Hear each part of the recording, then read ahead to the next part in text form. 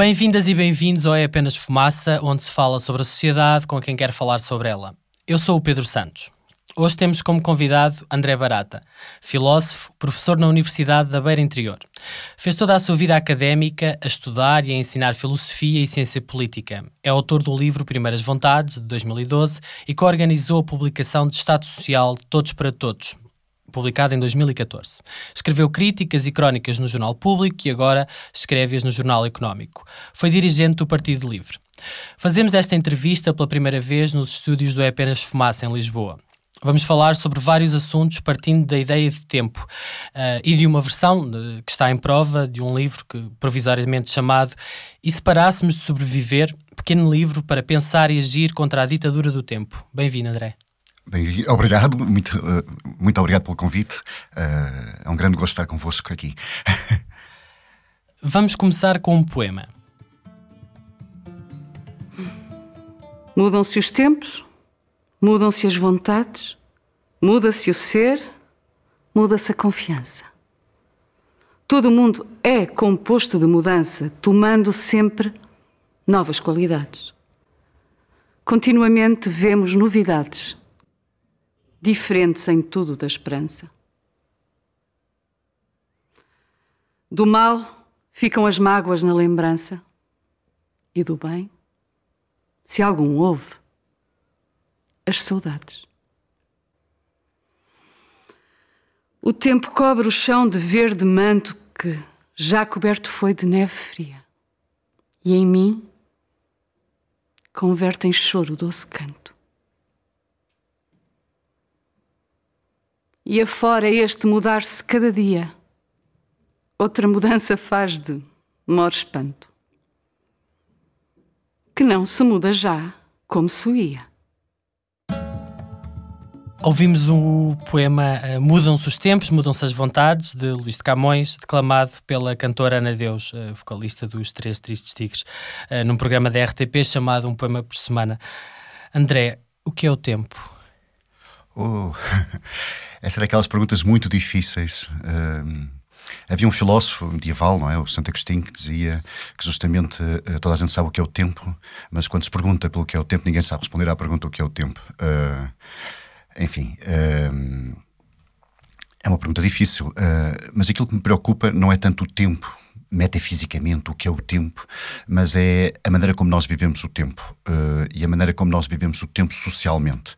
E aí há perguntas mais modestas, como esta: estamos a viver o tempo de uma maneira diferente daquela que vivíamos, e de que maneira nós controlamos a nossa própria experiência do tempo.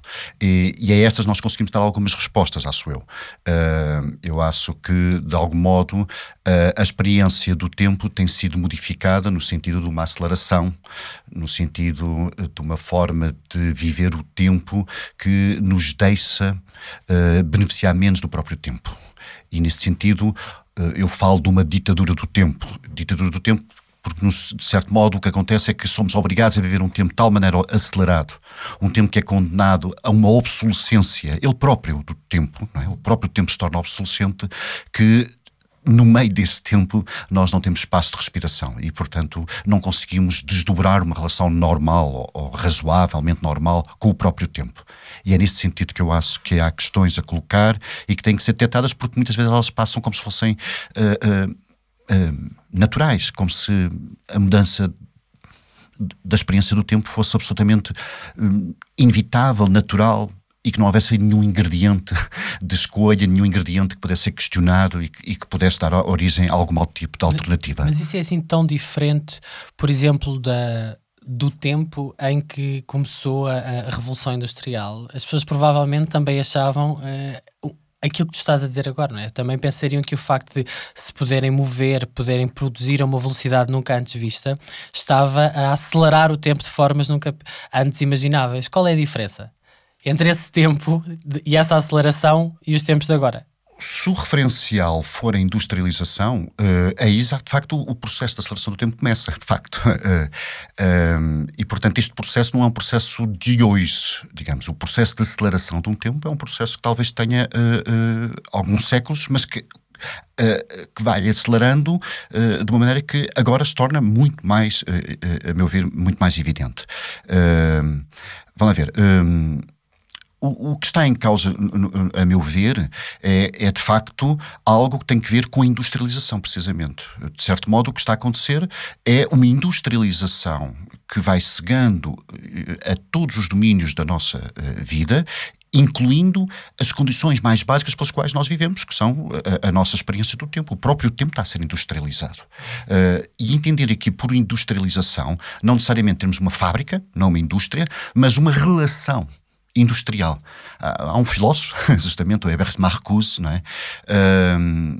Que ainda, portanto, em meados do século passado, nos anos 50 e muitos, por aí, não é? Talvez em 1960, por essa altura, que dizia justamente que a relação industrial não implicava nenhuma indústria, implicava simplesmente que houvesse uma relação com o tempo, que era uma relação de tudo o que se faz medido por tempo, medido por produção por tempo.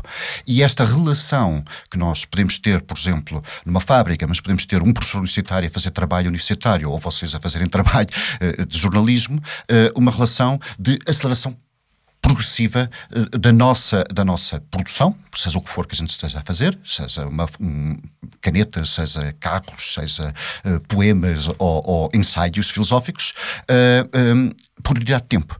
E esta aceleração, de facto, está-se a tornar, o denominador comum do nosso tempo. Não é? E é um tempo onde o preço a pagar por isso é a própria perda da experiência plena do tempo. Digamos que assim, há uma submersão num tempo que nos retira, é um efeito um bocado paradoxal, que nos retira a própria soberania sobre o nosso tempo, digamos assim. Tu dizes, logo no início do livro, que o mais revolucionário a fazer é começar a parar. E a pergunta revolucionária deve ser: por que continuamos a sobreviver? O que é que isto tem de revolucionário, parar? Bom, entendendo aqui por revolucionário aquilo que consista de facto numa transformação das condições, não é, de existência em que vivemos socialmente, a maior transformação que nós neste momento podemos produzir nessas condições é justamente começar a desacelerar, é começar a recuperar o direito a desacelerar e mesmo parar. E é nesse sentido. Quer dizer, agora, há um aspecto que é muito importante, que eu tenho insistido um pouco neste ponto, e é o título que eu tenho previsto para o livro é precisamente esse.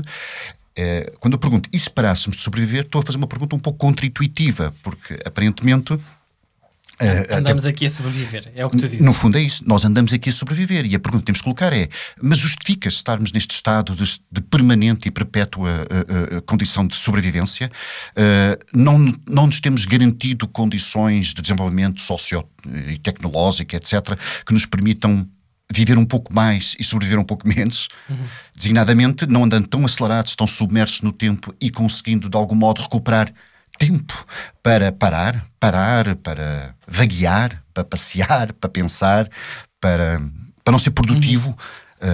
Tu, ao longo do livro, pelo menos eu fiquei com essa ideia, perspassa até, se lhe posso chamar assim, de que a origem de toda esta aceleração é o capitalismo, ou pelo menos é o sistema económico capitalista. E tu dizes, a determinada altura, hoje, diante de uma desigualdade cada vez maior, pode dizer-se que cada vez mais pessoas se veem mais despojadas à nascença de capacidade de encarar o seu tempo como um tempo de que são autoras. Sob o paradigma da desigualdade e da acumulação, o que vale, acima de tudo, é uma memória sem fissuras de dívidas e de heranças, sem paralelo em mais nenhum plano da vida humana. O que tu estás a dizer é que o capitalismo depende de tempo, que aquilo a que nós chamamos mais-valia é o tempo. Sim, o que eu estou a dizer é que o capitalismo, de facto, construiu uma concepção de tempo que era conveniente. E essa é uma concepção, como eu digo nessa passagem, uma concepção de tempo sem fissuras. Um tempo que permite, sem qualquer quebra, ir acumulando aquilo que tem sido acumulado, que é capital de um lado e, do ponto de vista da sociedade, desigualdades do outro lado. Portanto, de um lado temos capital na economia e temos desigualdade na sociedade. Uma sociedade que é, por um lado, de herdeiros, como o Thomas Piketty, não é? Tornou bastante notório, não é? Há uns anos atrás, e no reverso da medalha, uma sociedade de endividados. E isso é claramente o que nós temos. Mas a condição de possibilidade desta sociedade de desigualdade e de acumulação de capital, a condição de possibilidade é uma concessão de tempo sem fissuras. Uma concessão de tempo absolutamente contínuo. E o que é um tempo sem fissuras? É um tempo que não tem justamente descontinuidades. É um tempo onde não acontece coisas que em todas as outras formas de tempo acontecem. Todas as formas de tempo têm fissuras, desde o tempo físico, que tem entropia, à dissipação de energia, mas o nosso tempo psicológico, o nosso tempo relacional com as outras pessoas, temos momentos em que temos que esquecer, temos que perdoar, temos que... mesmo do ponto de vista religioso, a Bíblia, não é? Prevê de 7 em 7 anos que haja um momento de esquecimento, não é? De dívidas, etc. Ora bem, aquilo que o capitalismo se garantiu foi uma concessão de tempo que não tem nenhum momento de fissura. E mesmo as concepções de justiça social dos autores que são mais perfilhados pelo neoliberalismo, estou a pensar, por exemplo, no Robert Nozick, não é? Que é um libertário, não é? No sentido neoliberal da palavra, mais um libertariano, digamos assim, um libertista e não um libertário no sentido anarquista, justamente concebe a justiça social como o simples facto de se garantir que há uma justa aquisição e uma justa transferência de bens. E, portanto, desde que o procedimento formal ao longo do tempo seja respeitado, não há nenhuma questão em torno de justiça social, portanto não há nada que redistribuir, não há nada que ter em atenção em termos de, digamos, repor de algum modo uma nova relação de igualdade depois de algum tempo, digamos assim. Não podemos chamar às tais fissuras de que tu falas no tempo, não poderíamos considerar, por exemplo, as revoluções, a Revolução Russa, por exemplo, como uma fissura no tempo, o 25 de Abril em Portugal como uma fissura no tempo. Isso não são fissuras? São mais que fissuras, são de certo modo explosões, não é? Aí o tempo social, de facto, é posto em causa. Mas tem um impacto nesse tempo do capitalismo que tu falas. Portanto, há uma fissura. Tem, sim, senhora. Aliás, é sintomático que numa das revoluções, a Revolução de 1848, o povo, digamos assim, quando se rebela em França, atira pedras aos relógios das igrejas.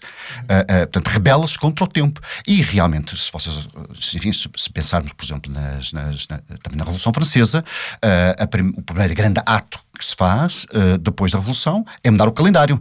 E, portanto, o tempo foi sempre, de facto, um lugar... As medidas, não é? As medidas métricas. E as métricas, etc. Portanto, mas o tempo foi, de facto, sempre digamos assim, uma condição pela qual se estabelece o desenho depois de uma sociedade. Não é?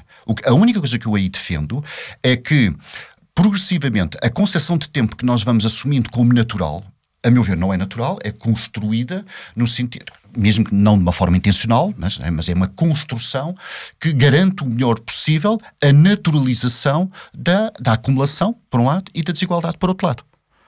Então, apesar das fissuras que tu dizes que não há, porque há um tempo contínuo, há algumas fissuras, mas elas são integradas nesse sistema macro, que é o capitalismo, ou que é um sistema de acumulação de capital. Eu acho que a concepção de tempo que nós temos neste momento vigente como, digamos assim, hegemonia, é uma concepção de tempo sem fissuras, é uma concepção de tempo que não para, que não permite a perda de nada. Aquela ideia, não é, de que nada se perde, né, e tudo se transforma, aplica-se perfeitamente quando pensamos em dívidas. Por exemplo, nós falamos das dívidas soberanas como dívidas perpétuas. Não é? Pensemos na dívida de Estados. Não é? Quer dizer, não é concebível neste momento pensarmos na dívida de um país como Portugal, não é? Como uma dívida que possa ser renegociada, quer dizer, que se possa perder alguma coisa. Eu neste momento penso... a fissura seria não pagar a dívida. Uma forma concreta seria essa. Por exemplo, sim. Isso seria uma fissura. Isso seria uma fissura. Seria uma fissura seria... Há várias formas de fissura. Uma fissura seria essa, por exemplo. Não é? Nós concluirmos, nós nós, todos os agentes e sujeitos relevantes, não é, numa comunidade, no caso seria a comunidade europeia, chegámos a uma conclusão de que, não é, era preciso, para restaurar uma boa relação com o tempo, esquecer alguma coisa. Quando eu disse isso, nós não somos autores do nosso tempo, não é? É em grande medida por isso, é quando temos um tempo sem fissuras, nós no fundo simplesmente herdamos a condição que nos legam as gerações anteriores. Claro. Não é? E portanto isso depois coloca-se até uma questão de justiça intergeracional, não é? Sim. Portanto, outras fissuras seria precisamente essa, seria nós, por exemplo, garantirmos isto, que de uma geração para outra geração não houvesse um aumento das desigualdades, ou seja, manter um horizonte de desigualdade não maior de uma geração para outra geração. Portanto, tu dizes isso a determinada altura e dizes que... E são fissuras. O preço a pagar por uma sociedade de herdeiros é uma sociedade de endividados e de memória de dívidas. Exatamente. E nesse sentido nós deixamos de ser propriamente os autores do nosso tempo.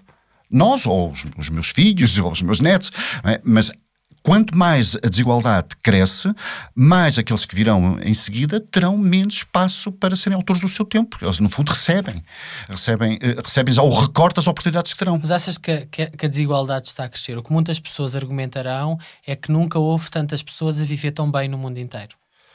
Essa é uma boa questão. As desigualdades estão a crescer inevitável. É inquestionável que as desigualdades estão a crescer. Há relatórios e estão a crescer, quer a nível global, quer a nível...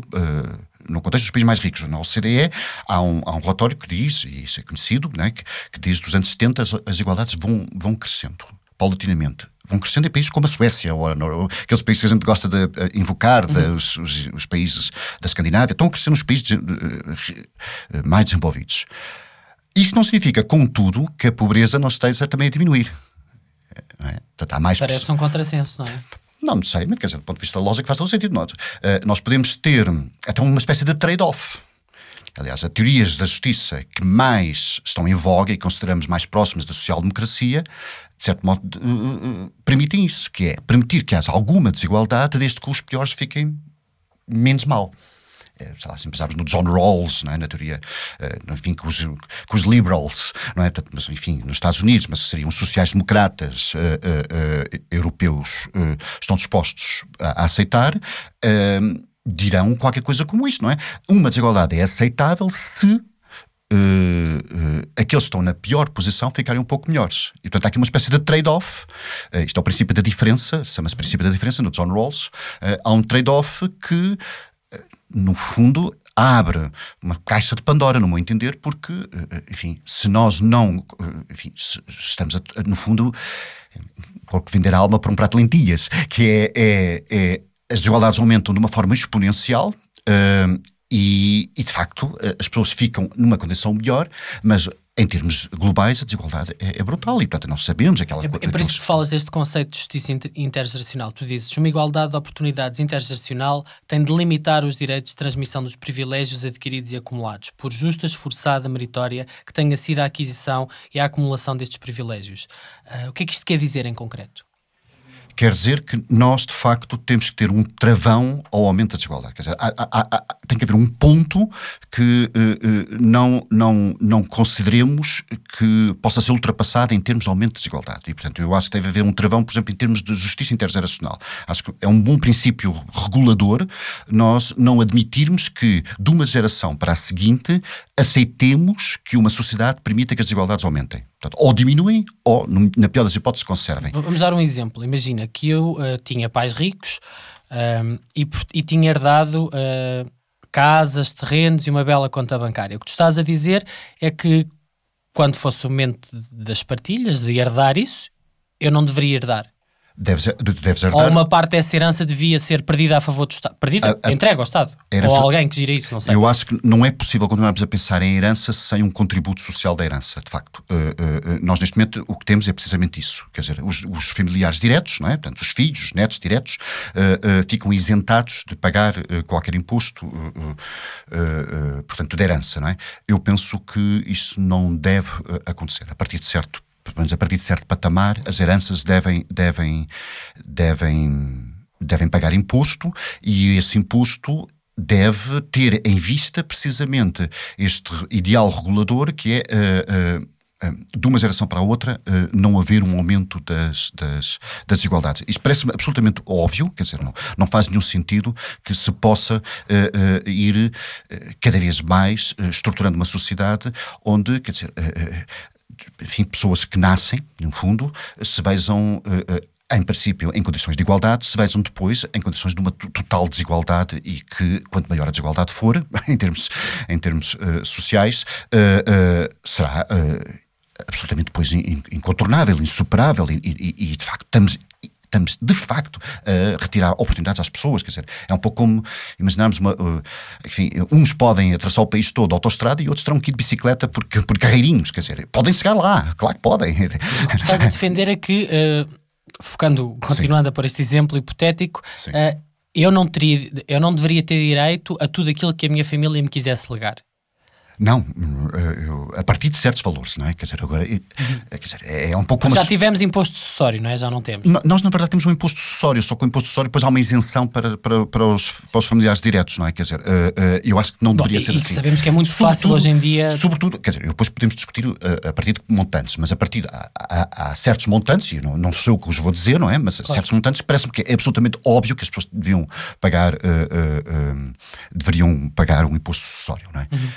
Como, no sentido de, justamente... Porque esta ideia de justiça intergeracional é mais importante, é isso? Exatamente. Uma sociedade de uma geração para outra geração, uma geração não tem o direito de hipotecar a geração seguinte, não tem o direito de hipotecar as oportunidades da geração seguinte. Mas quando é que isso mudou? Porque até há uns anos, se calhar há 1 ou 2 décadas, havia aquela crença de que a geração seguinte ia sempre viver melhor que a geração atual, não é? Portanto, os filhos iam estudar melhor, iam ter melhores condições de vida, possibilidades, se calhar em Portugal. Provavelmente na Suécia há muitos anos que estas ilusões não são dadas assim, mas em Portugal havia esta ideia. Quando é que isso acabou? Se é que acabou. Eu não sei exatamente quando acabou, mas a inflexão, não é, é absolutamente certeira. E há um sociólogo bastante famoso americano, Richard Sennett, e que justamente começou a falar de uma coisa chamada capitalismo de curto prazo, digamos assim, e que era...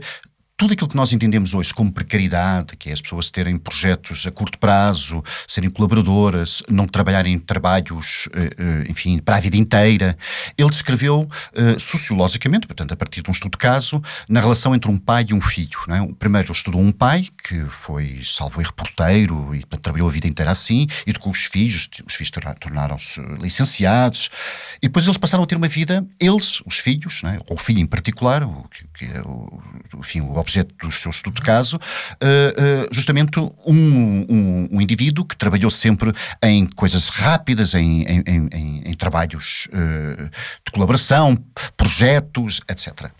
Agora, isto até aos anos 90 era possível aceitar e incorporar este risco com sucesso, ou seja, conseguia-se a partir destas condições resultados bons. A partir da viragem do milénio, pelo menos, se não antes, mas a partir da viragem do milénio, começa-se, digamos, estas condições de aceleração já estavam incorporadas, mas, entretanto, o risco tornou-se muito pouco compensador, porque passámos a ter precariedade, porque, enfim, a crise económica tornou bastante mais difícil a vida às pessoas. E as garantias que se tinha de um emprego fixo, e mesmo mal remunerado e com pouca mobilidade, não é, social, desapareceram. Ou seja, o que eu estou a tentar dizer é o seguinte: as condições de aceleração social, não é, portanto, a aceleração do tempo social e como isso se refletiu na maneira como nos relacionamos com o mundo laboral, por exemplo, e depois como isso se reflete depois nos relacionamentos sociais, durante um período, que eu direi até ao final do século XX, foram compensadoras socialmente, porque havia espaço no crescimento económico para incorporar este tipo de situações. A partir do momento que temos uma crise económica, as pessoas ficam completamente desprotegidas. Mas isso não é uma análise muito episódica e focada na nossa experiência do norte global e europeia? Isso diz respeito ao que se passa aqui, de facto. Porque não podemos, se calhar, fazer essa análise sobre aquilo que são o tempo, as condições de trabalho, a desigualdade, os direitos, aplicada a outros contextos como a Índia, como a China, como uma série de países africanos, como a América do Sul, não é? É uma visão bastante eurocentrada sobre o tempo, a tua. Não é uma visão eurocentrada sobre o tempo, não. É uma visão sobre a experiência do tempo que está a ser vivida na Europa. Isto não significa que seja uma visão eurocêntrica, não é? Agora, isto não beneficia nada, os exemplos que estás a dar não vem nada a despropósito, não é? Eu penso que o que está a acontecer no Oriente Asiático, não é? Digamos assim, justamente os Bangladesh, enfim, as Indonésias, os Vietnãs, etc., de facto, eles estão a ser devorados por um outro tipo de relação, que é uma relação de exploração, em que, enfim, mesmo as pessoas aqui que estão em situação de precariedade fazem parte da parte exploradora face à parte explorada lá, isso sem dúvida alguma. Mas eles estão numa fase de pura exploração industrial, num sentido que, digamos, que lembra mais o nosso século XIX do que propriamente aquilo que estamos a viver aqui. Agora, as duas coisas estão relacionadas, não é? Quer dizer, e uma não está aqui a isentar a outra. Já a questão da África não sei, mas acho que ainda estamos muito longe disso, não é? Porque a África não faz parte, digamos assim, ainda da economia global, a não ser na exploração de recursos, não é? Não é o caso da Ásia Oriental. Agora, esta aceleração do tempo, de facto, quer dizer, nos países da OCDE, bom, já para não falar das Coreias do Sul e do Japão, de facto, parece-me que é o que está a acontecer. Ou seja, nós temos, de facto, uma aceleração do tempo que, no fundo, resulta de uma industrialização da própria experiência do tempo. Por falar em trabalho, tu tens um capítulo sobre trabalho que diz uma coisa muito interessante. O capítulo chama-se Trabalhar não é assim tão bom, mitos do trabalho assalariado. E tu detalha-los, mas eu gostava de enunciar estes 4 mitos que tu... ou estas 4 ideias a que tu chamas mitos. O mito de que o trabalho assalariado é individualmente realizador. O mito de que o trabalho assalariado é um aspecto central da vida em sociedade. O mito de que, em geral, não se trabalha se não houver a pressão do salário. E o mito de que se gasta com muito mais critério quando custa mais a ganhar. E tu continuas. Todos estes lugares comuns se arrogam de uma evidência que não se questiona, mas dificilmente se sustentam se verdadeiramente interrogados, pondo a descoberto um fundo convenientemente inconfessável de acordo tácito que as grandes divisões ideológicas entre esquerda anticapitalista, direita capitalista e mesmo doutrina social da Igreja têm escondido. O que tu estás a dizer é que não há nenhuma diferença na forma de encarar o trabalho, de fundo, entre a esquerda anticapitalista, a direita capitalista e a doutrina social da Igreja, é isso? Bom, preciso ter cuidado com as palavras, não é? De fundo, eu não diria que não há nenhuma diferença. Eu diria que há um acordo de fundo sobre a importância social do trabalho, o trabalho assalariado.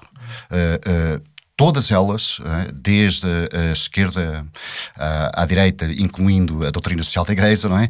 Todas elas defendem, de facto, a importância do trabalho como mobilizador das pessoas para a produção social e que, de outro modo, as pessoas não farão nada de relevante e não se empenharão socialmente e por aí fora. O que tu achas é que isso não é assim tão verdade? Isto não é assim tão verdade. Isso é um mito, na verdade. É um mito. Podes e na verdade, até historicamente, é um acordo relativamente recente. Aliás, há um filósofo, Nietzsche, o Nietzsche, que na Gaia Ciência, um texto, portanto, estamos a falar, não é, no início do século XIX, não é? O Nietzsche disse qualquer coisa como isto. Pergunta-se assim, quando é que o trabalho ganhou a boa consciência das pessoas? O trabalho foi sempre tomado como algo difícil, algo sofrido, que se fazia por necessidade, que estava do lado da má consciência. Quer dizer, o trabalho ganha a boa consciência num dado momento, que é, a meu ver, não é, o momento em que se liga à industrialização. Mas o trabalho, a história do trabalho, mesmo a ideia de trabalho está associada, mesmo na sua origem etimológica, a um instrumento de tortura, o tripalium, que era um instrumento de tortura, quer dizer, o trabalho até ao século XIX foi assumido sempre como uma atividade esforçada. O tripalium era um instrumento de tortura, era uma espécie de 2 paus ligados com cordas e as pessoas eram presas ali para serem fustigadas e chamava-se tripalium. Mas quase todas as origens da palavra trabalho nas diferentes línguas... É essa a origem etimológica da palavra? Do latim, sim. Tripalium vem daí trabalho. Mas mesmo o alemão e em outras línguas não latinas, não é? Quer dizer, a palavra trabalho vem muito associada sempre a um esforço doloroso, que se pudesse ser poupado por escolha própria das pessoas, seria de facto poupado, não é? Numa ideia de liberdade agora, total, não é? O meu ponto, total, não, o ponto não é tanto esse. O meu ponto é, se calhar nós não precisamos aqui de uma categoria nova, nós precisamos de pensar numa diferente organização das categorias. E se calhar o que se passa é que o trabalho esconde, na verdade, uma dicotomia que não devia ter escondido. Que é esta. De um lado, há um trabalho, que podemos chamar de trabalho, está bem, tudo bem, que é realizador, que é aquele no qual nós nos sentimos pessoas que, do ponto de vista da sua relação com a sociedade, estão a dar um contributo em que se sentem realizadoras de qualquer coisa. Ok. E realizam-se a si mesmas também nesse trabalho.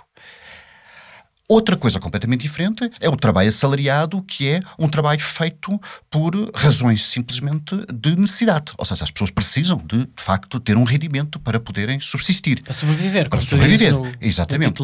Ora, o primeiro trabalho, se quisermos usar uma dicotomia simples, é um trabalho de viver. O segundo é um trabalho de sobreviver. Mas a categoria que engloba os dois é trabalho. E nós, se calhar, devíamos abdicar dessa categoria comum. E, se calhar, devíamos até fazer uma crítica no sentido de dizer que não é pouco inocente termos tido esta categoria a subordinar o trabalho realizador ao trabalho de necessidade. Porque, no fundo, o trabalho realizador é um trabalho de liberdade, é um trabalho de livre expressão na nossa relação com o mundo. E o Marx, de alguma modo, diz isso. Mas, ao mesmo tempo, também não deixa de... enfim, prestar tributo à ideia do trabalho assalariado. Quer dizer, e o trabalho assalariado é sempre uma questão central, não é? De necessidade. Do capital é a ideia de trabalho. Exatamente, para o capital... Porque é através dele que se gera mais valia, não é? Exatamente, para o capital a única coisa que produz valor, não é? É o trabalho humano. É o trabalho vivo, abstrato, que ele chama de trabalho vivo, abstrato. Ora, eu tenho as maiores dúvidas quanto a isso, quer dizer, eu não sei se hoje em dia essa é a categoria importante. Eu acho que no livro eu menciono um economista chamado William Baumol, não é? Que faz uma distinção... Já lá vamos, eu queria falar sobre isso e sobre essa, uma ideia de que tu falas sobre isso, mas antes disso queria te perguntar, se tu não achas que é... polémico será com certeza, mas até ofensivo para quem está, ou quem poderá estar desempregado, ou perante as altas taxas de desemprego que tivemos, defender, como pode ser lido, eu não sei se é ou não, mas pode ser lido estas palavras, o direito a não trabalhar. Quando há tanta gente a querer trabalhar. Uhum. Não, mas vamos ver, o direito a não trabalhar não é incompatível com o direito... Se é que isso é um direito. Mas por partes, enfim, assumindo que haja um direito a não trabalhar, isso não é todo incompatível com o direito a trabalhar. Eu acho que deve haver, aliás, o cuidado de, numa circunstância de escassez progressiva de trabalho, e assumindo que o trabalho realizador, o trabalho de liberdade, é um bem social, então esse trabalho deve ser redistribuído. E isso pode passar por as pessoas que têm trabalho trabalharem menos horas e redistribuir as horas de trabalho por mais gente. Portanto, isso parece-me claramente. Ou seja, se o trabalho social, o realizador, é um bem social, e é isso que eu estou a tentar dizer que sim. Tu achas que é? Que é. Uhum. Só que não confundindo com o trabalho assalariado por necessidade, não é? Aquele trabalho deve ser redistribuído. Tanto quanto mais ele for escasso. Porque tu dizes também, o trabalho assalariado socialmente generalizado sempre foi a outra face de um Estado paternalista capitalista ou anticapitalista, que se recusa a conciliar vida ativa dos concidadãos e emancipação, já para não falar da hipocrisia, que é um Estado paternalista que castiga cidadãos consumidores, mas não questiona a produção desenfreada de oferta de consumo imposta de forma quase compulsória à sociedade. Portanto, explica-me isto para ter a certeza de que o que eu estou a perceber aqui é que tu achas que o Estado se organiza de forma a manter as pessoas nessa condição que tu estavas a falar. Sim, porque vamos lá ver, o facto de uma pessoa ter que trabalhar por necessidade é sempre desqualificador para a pessoa, porque a pessoa está a trabalhar e está a aceitar o trabalho que a sociedade lhe impõe, e a sociedade não está a confiar na capacidade das pessoas de livre, da sua própria liberdade e da convicção daquilo que é o seu projeto de vida, organizarem as atividades que querem desenvolver. Agora, há aí outra coisa que eu estou a dizer. Portanto, há um paternalismo nesse sentido. Um paternalismo que é, as pessoas se não tiverem que trabalhar por necessidade, não trabalharão. Mas quem pode dizer isso? Não é? Quem é que tem o direito de dizer isso? Não é? Isso será um aspecto de paternalismo. Mas depois, por outro lado, há uma hipocrisia, que é isso que eu estou a tentar dizer aí, que é, ao mesmo tempo, a sociedade desenvolve-se economicamente no sentido de ser uma sociedade de consumo cada vez maior, em que as pessoas são também expostas à posição de necessariamente terem que consumir. E por isso precisam de dinheiro, e para terem dinheiro precisam trabalhar. Exatamente, portanto, há aqui uma espécie de engrenagem, não é? Circular, que obriga as pessoas a ficarem completamente na dependência de obterem rendimento, e para isso aceitam qualquer trabalho, e provavelmente para consumirem aquilo que se calhar se tornou necessário consumirem, porque só não são aceitos socialmente. Claro. E, portanto, é todo um dispositivo em que, no fundo, as pessoas ficam completamente dominadas pelo próprio dispositivo, quer dizer. Mas qual seria a solução? Ou uma proposta, se é que tem que haver propostas. Não sei se... Normalmente os filósofos não têm muitas propostas, ou não sei se têm propostas, mas questionam mais do que propõem. Sem dúvida. A grande questão é justamente essa, é por questões. E depois, talvez, apresentar algumas propostas mais conceptuais.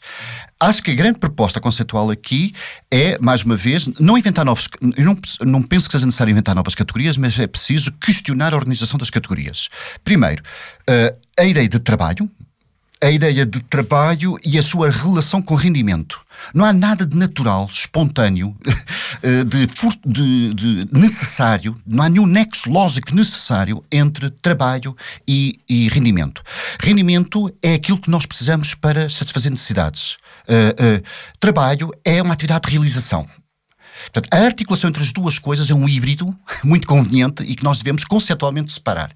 Libertar o trabalho do rendimento é permitir que o trabalho passe a ser uma atividade de realização, porque fica liberto da questão do rendimento. E libertar o rendimento do trabalho, que é, por exemplo, algo que deve estar por trás da ideia de RBI, que é de rendimento básico e condicional. Exato. Que é as pessoas poderem, de facto, terem acesso a um rendimento aceitável que lhes permita satisfazer as condições básicas da sobrevivência. E, portanto, quando misturamos trabalho e rendimento, nós estamos a misturar a ordem da vida com a ordem da sobrevivência, ou a ordem da liberdade com a ordem da necessidade. Portanto, esta é uma primeira. Não é? A segunda é, quando passamos a inquirir o que é que queremos dizer com a palavra trabalho, eu acho que deveríamos também desmontar um outro logro, digamos assim, que é assumir que aquilo que nós fazemos muitas vezes como trabalho deve ser aceitável como trabalho humano. E acho que grande parte daquilo que os sindicatos devem fazer no futuro é fazer esta questão. Porquê? Quando nós vemos que é preciso tornar o trabalho mais produtivo, não é? Todas as agendas de incremento da produtividade. É mesmo preciso? A meu ver, todo o posto de trabalho que possa ter incrementos de produtividade devia deixar de existir. Como assim? Explica. Devia ser automatizado, devia passar a ser da ordem dos automatismos. Devíamos abdicar de considerar que trabalho humano é o trabalho suscetível de incrementos de produtividade. O que deve ser trabalho humano é o trabalho que não seja suscetível de qualquer incremento de produtividade. Por exemplo, eu dou o exemplo do William Baumol, que usa esse exemplo. Tu falas da doença de custos de Baumol, não é? Explica-nos isso, por favor. Não, basicamente o que ele diz é o seguinte. Há certas... Explica também que é o Bauman. O Bauman é um economista que, enfim, não é muito conhecido, mas esteve perto de ganhar o Prémio Nobel e já faleceu, enfim, e nos últimos anos tem sido recuperado, até do ponto de vista de pensamento político, precisamente por este efeito que ele detectou, que é a doença de custos de Baumol. E em que consiste a doença de custos de Baumol? Imaginemos, é o exemplo que ele dá, na verdade, imaginemos um conjunto de pessoas 4 pessoas que tocam um quarteto de cordas de Mozart, não é? E a sua atividade é essa precisamente. Agora, à medida que digamos, os incrementos de produtividade vão sucedendo na economia em geral, o custo de trabalho associado a estes senhores que são os intérpretes de quartetos de cordas, o custo de trabalho deles aumenta.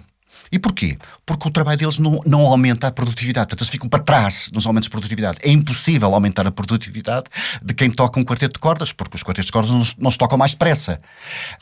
Sim, aquela peça só se toca naquele tempo, não é? Com aquela pauta que dura. E portanto, ao longo do tempo, digamos, os iPhones ou os computadores ou os automóveis que, enfim, trocaríamos por o preço de tocar quartetos de corda, vão pagando menos. Quer dizer, tocar um quarteto de cordas vai ficando cada vez mais caro comparativamente com a produção de outros bens. Isso é o que ele chama a doença de custos de Baumol. O meu ponto é, então, mas calma aí, temos aqui um bom critério para distinguir aquilo que deve ser trabalho humano e aquilo que deve ser o trabalho que devemos desde já começar a abdicar de tomar como trabalho desejável para pessoas, que é o trabalho das máquinas, o trabalho automatizável, etc. Qual é o trabalho que deve ficar para os humanos, não é? E os sindicatos, acho eu, devem começar a ter isto como objeto de reivindicação para o futuro. É o trabalho que não é suscetível de incrementos de produtividade. Quais? Os trabalhos que implicam relações. Por exemplo, a relação de cuidar de outra pessoa, a relação de ensinar, a relação criativa, que também é uma relação consigo próprio. Isso é bastante contrário à ideia de pleno emprego, por exemplo, que é muito defendido ou está na base de uma linha de trabalho dos sindicatos, não é? Eu não acho que seja contrário à ideia de pleno emprego. Não acho. O que eu acho é que... O que estás a dizer é que há um conjunto de coisas que os humanos já não deviam, não querem, podem escolher não fazer. Fazem as máquinas, não é? E hoje o grande debate é: as máquinas vão comer-nos os postos de trabalho e vamos ficar todos no desemprego. Uhum. Como é que essas duas coisas se conciliam?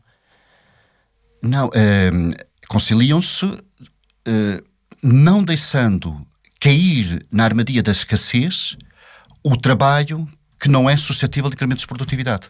Ou seja, não devemos abdicar de ter muitos trabalhos, muito emprego, e num horizonte de pleno emprego, o trabalho relacionado com a relação com outras pessoas, a relação consigo próprio, trabalhos como cuidar de outros, ensinar, criar, são os trabalhos que se distinguem, não é? Por terem uma relação com o tempo, cá está, uma relação com o tempo que não pode ser acelerada. E que, no fundo, corresponde também à própria natureza humana. A natureza humana, nós não somos seres instantâneos, nós somos seres no tempo. Ou seja, o Pedro e eu, não é? Não nos resumimos a este instante aqui.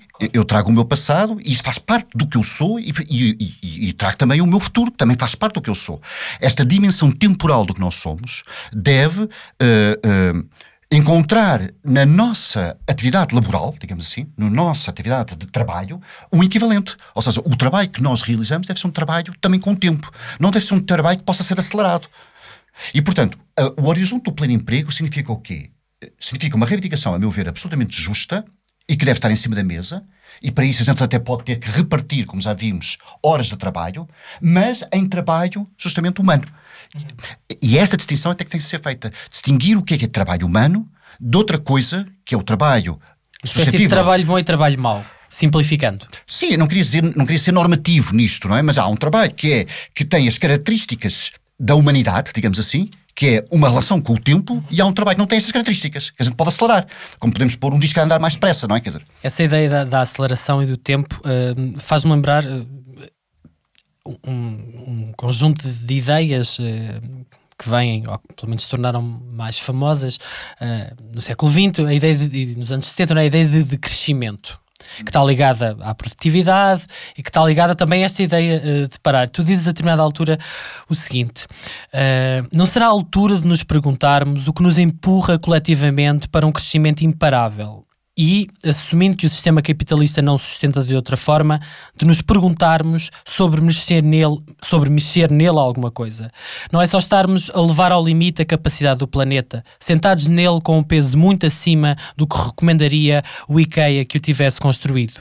É a necessidade permanente de crescimento ser em si mesma fortemente anti-ecológica. E, portanto, esta ideia de tempo, de parar, de redistribuição, tem também, e de produtividade, tem também que ver com uma outra forma de nos ligarmos com a casa onde vivemos, não é? Com o planeta Terra. Absolutamente, quer dizer... São interdependentes, não se pode fazer uma coisa sem a outra. Quer dizer, talvez possa, do ponto de vista conceptual, talvez, mas, a meu ver, é bastante evidente que o modelo de desenvolvimento económico que nós temos assenta na ideia de crescimento. Ou seja, se não houver crescimento, o sistema começa a entrar em colapso. Quer dizer, e isto, mais uma vez, não é algo que se diga só da direita. Quer dizer, mesmo quem está à esquerda e governa, ou quem está mais à esquerda, também considera, digamos, de uma forma bastante consensual, que é preciso crescimento. Crescimento, a meu ver, é, digamos assim, o modo cancerígeno, como uma espécie de fuga em frente, pelo qual o sistema consegue manter-se. É um pouco como eu disse há pouco. A gente consegue suportar um aumento das desigualdades fazendo os que estão pior ficar um pouco melhor.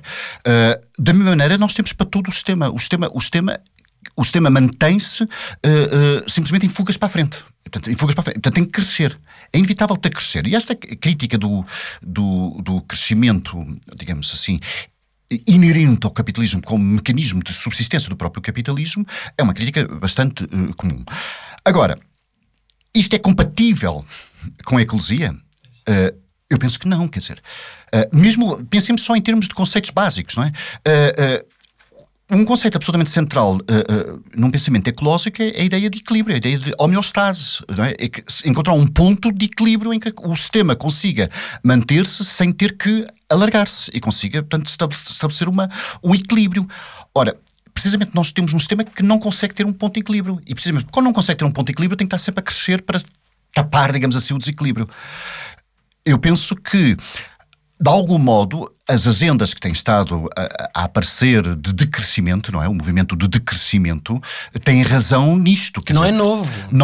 Não é novo, embora agora neste momento há um movimento bastante generalizado, até à escala global, chamado de decrescimento, não é? Com conferências mundiais. Eu tive ainda há 1 ano ou 2 anos atrás na Hungria numa conferência mundial de decrescimento e que, enfim, eles não estão a defender decrescer.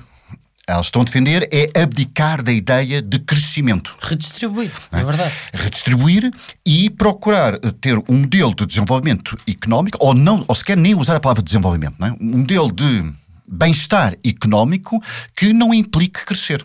Porque parece um contrassenso falarem de crescer quando, se a bitola de análise for o número de pessoas no planeta, nós não estamos a fazer outra coisa a não ser crescer. Não é? Embora o argumento populacional, enfim, eu não tenho um pensamento definitivo sobre isto, mas eu penso pelo menos isto por hora. O argumento populacional tem um contorno aceitável neste momento, que é a população europeia está estabilizada, a população portuguesa tenta baixar. À medida que os países adquirem, ou as sociedades e as suas economias adquirem um nível, um certo patamar de desenvolvimento, as populações têm estabilizado. Aliás, mesmo nos países da Ásia Oriental, onde está grande parte da população, a população tenderá a estabilizar e o grande crescimento será agora, nas próximas décadas, será em África. Claro. Não é? Mas eu acredito que haverá um momento em que o sistema demográfico global, digamos assim, estabilizará. Não será agora, nem será provavelmente daqui a meio século, mas mais tarde ou mais cedo estabilizará, talvez nos 10 mil milhões, talvez, não sei. Em todo o caso, não me parece que esse seja o ponto mais grave da questão. Eu acho que o próprio sistema acabará pelos estímulos Ou seja, o problema não é quantas pessoas é que vêm comer, o problema é como é que nós dividimos a comida, é isso? Usando a metáfora da necessidade de usar cada vez mais recursos do planeta porque há cada vez mais pessoas. E, portanto, o que estás a tentar dizer é que não é tanto assim. O problema, por um lado, é a redistribuição e o problema antes ainda desse, é que o mecanismo pelo qual se produz à escala global seja um mecanismo, portanto, um mecanismo de produção que esteja mais sensível ao objetivo da redistribuição. Não é? E neste momento, quer dizer, não é isso que acontece. O mecanismo que nós temos de produção global é um mecanismo que procura fundamentalmente não redistribuir. Só redistribui como troca para maior desigualdade. Uma das coisas que tu falas também, e que à partida poderia não ser óbvio quando pensamos nessa ideia de tempo, é de propriedade. Sim. Basicamente tu dizes que enquanto proprietários deixamos de ter o direito e a possibilidade de mobilizar a nossa propriedade contra a lógica de mercado desenhada. Os quadros jurídicos não o autorizam, as plataformas não o permitem. E mais à frente, continuas. É preciso batalhar pelo que não é inevitável, mas escolha. Uma concepção de propriedade simultaneamente como subtração do mercado e realização de cada um. Uma sociedade de pequenos proprietários fora do mercado é uma pluralidade realizada de singularidades sem valor de troca. O que é que a propriedade tem a ver com o tempo? O que eu estou a tentar dizer é que a propriedade está a ser mobilizada também para esta industrialização, digamos assim. E isso é muito evidente na economia da partilha, não é? Na economia da partilha, que devia ser uma coisa fantástica, em que nós partilharíamos a nossa propriedade com alguém e, de certo modo, ao fazer isto, estaríamos a dar curso a um projeto de sociabilização em que aquilo que é nosso passa a ser também usado por outrem e, portanto, de certo modo, a minha identidade, que se exprime também naquilo que eu tenho, enfim, é um terreno de relação. Nada disso acontece na economia da partilha. Neste momento, na economia da partilha, o que acontece é levar tanto quanto possível aquilo que podia estar fora do mercado para dentro do mercado. E, portanto, a gente leva as nossas casas para o Airbnb, a gente leva tudo e mais alguma coisa. Os carros para o Uber. Para o Uber, etc. E, portanto, vamos mercadorizar a última coisa que faltava mercadorizar, que é aquilo que, por sermos proprietários, podíamos retirar do mercado durante longo tempo. Porque no fundo é isso, não é? No fundo as pessoas quando compram qualquer coisa, compram para não ficarem estão sujeitas ao mercado e ficarem com qualquer coisa que depois eventualmente um dia levem de novo ao mercado.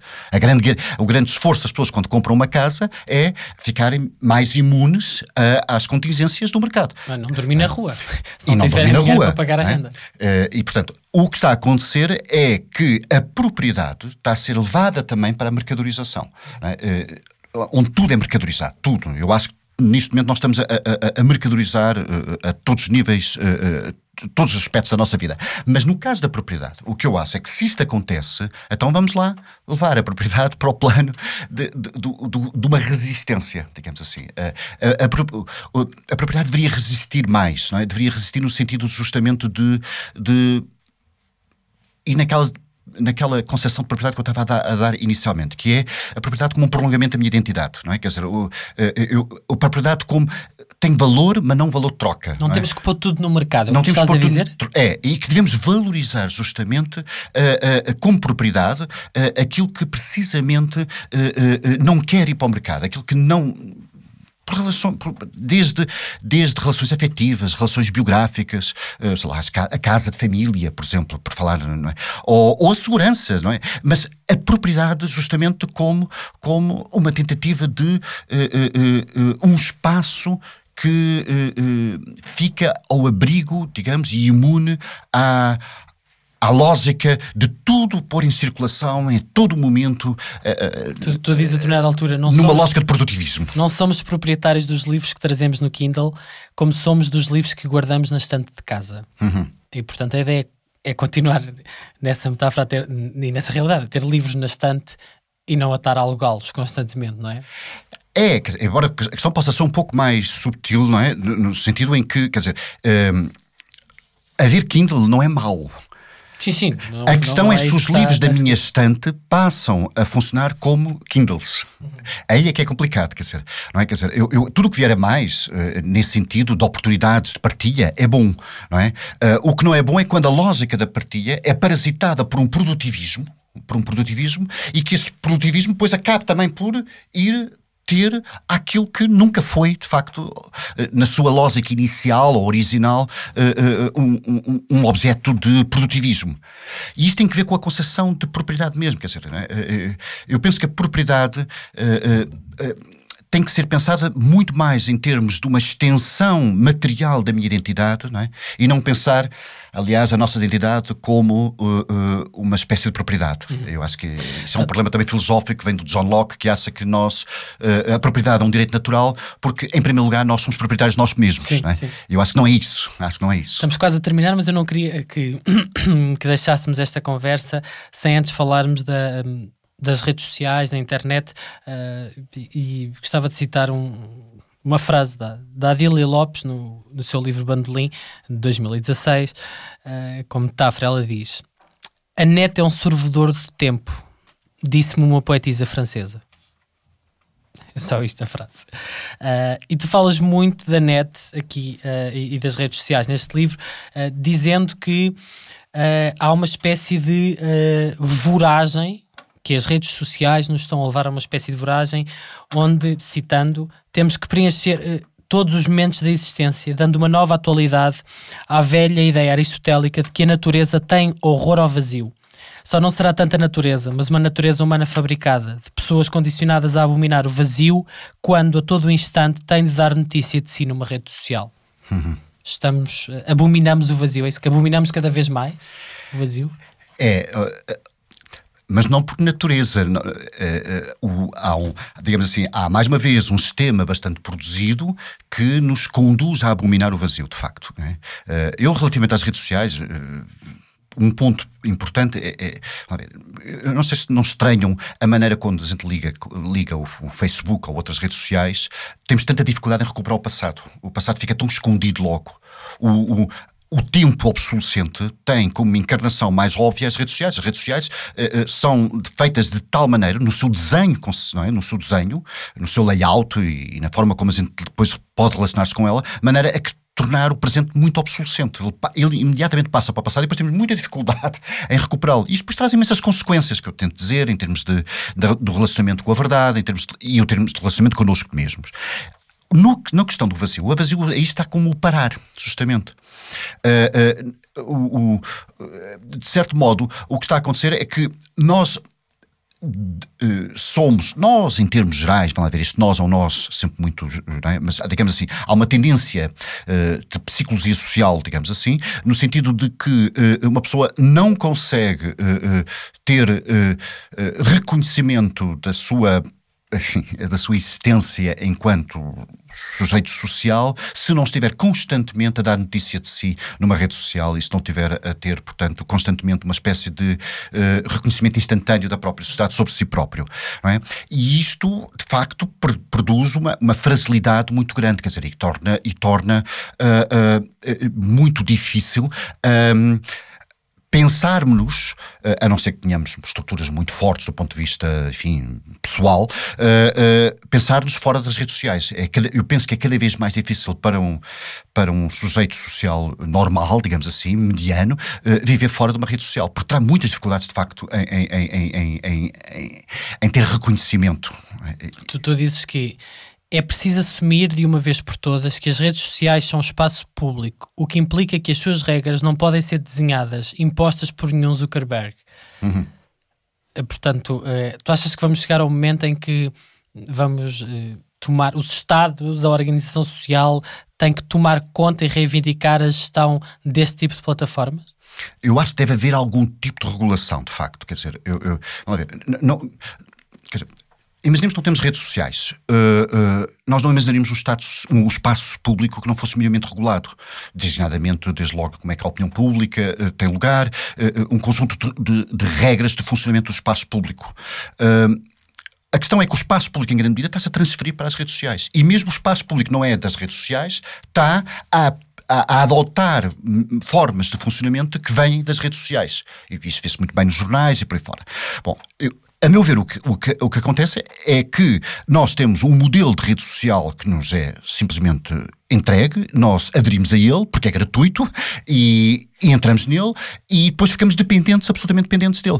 E eu penso é que tem que haver algum trabalho crítico de discussão de que tipo de redes sociais, não é de questionar haver redes sociais, mas que tipo de rede social é que eu quero, quer dizer, ou seja, e isso significa, de facto, levar para o espaço público no seu mais amplo sentido e para a discussão pública e política, formas de regulação das redes sociais, que de facto isso vai acontecendo, quer dizer, agora com a questão que tivemos com enfim, o Cambridge Analytics, não é? Essa discussão de repente saltou para o espaço público porque mexeu muito diretamente com uma questão do espaço público, mas este trabalho tem que ser feito, e eu acho que acabará por ser feito, não é? Do ponto de vista da sociedade, irá ser feito, não é? Agora, a obsolescência do tempo nas redes sociais, a meu ver, está diretamente relacionada com temas como a pós-verdade, com temas como enfim, a nossa relação cada vez mais difícil com a discussão argumentada, e com o aparecimento de formas de populismo e de bullying argumentativo que está constantemente a acontecer nas redes sociais. Porque, de facto, quer dizer, a maneira como o tempo passa nas redes sociais, a tal obsolescência em que o passado passa logo, é incompatível com o discurso argumentado ou com o discurso verdadeiro. É inacreditável que nós possamos defender um argumento e que ele tenha o prazo de validade de um iogurte. Quer dizer, uma semana depois já ninguém se lembra dele e ele já não vale nada e torna-se um mito decisivo. Temos que voltar a ele novamente. Isto esgota completamente a possibilidade de tornar relevante sequer a discussão entre verdade e falsidade. Já não é uma questão de trocar a falsidade pela verdade, é simplesmente ambas tornam-se irrelevantes. O que interessa é mobilizar pessoas naquele instantâneo, não é, da discussão. Este foi mais um episódio do É Apenas Fumaça, onde se fala sobre a sociedade com quem quer falar sobre ela. Obrigado, André Barata, filósofo, professor na Universidade da Beira Interior. Obrigado, Pedro, muito obrigado. Foi um grande gosto, mais uma vez. O É Apenas Fumaça é produzido por Bernardo Afonso, Frederico Raposo, Maria Almeida, Pedro Zuzarte, Ricardo Ribeiro, Sofia Rocha, Tomás Pereira, Tomás Pinho e por mim, Pedro Santos. A música é dos Lotus Fever. Ouçam mais episódios em apenasfumaca.pt ou no iTunes, SoundCloud, YouTube, Comunidade Cultura e Arte, Rumo, Rádio Universitária do Minho, Rádio Alma Bruxelas e também noutras aplicações de podcasts. Até já!